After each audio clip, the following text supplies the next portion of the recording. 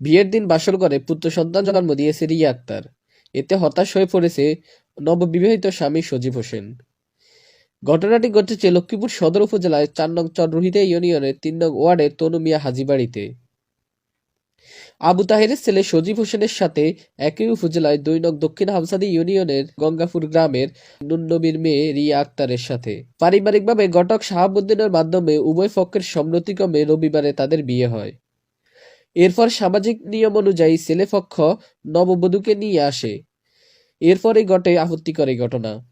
বাসর ঘরে নববধূ জন্ম দেয় একটি পুত্র সন্তান। এতে হতাশ হয়ে পড়ে সজীব ও তার পরিবার। ছেলের পিতা আবু তাহের জানান, ঘটক শাহাবুদ্দিনের মাধ্যমে মেয়ে দেখে কোর্ট এফিডেভিটের মাধ্যমে বিয়ে করিয়ে আমাদের বাড়িতে নিয়ে আসি। রাতে আমাদের নতুন বউ একটি পুত্র সন্তানের জন্ম দেয়। এতে আমরা হতাশ হয়ে পড়েছি। মেয়ের পিতাকে খবর দিয়েছি, আসলে আমরা সিদ্ধান্ত নেব। মেয়ের পিতা নুননবী জানান, মেয়েকে বিয়ে দেওয়ার পর ছেলেপক্ষ তাদের বাড়িতে নিয়ে যায়।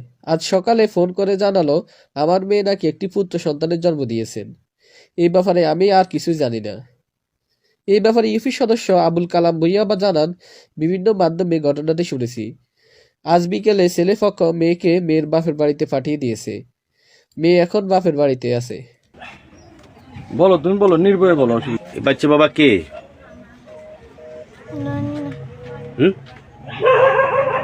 জানো না? তুমি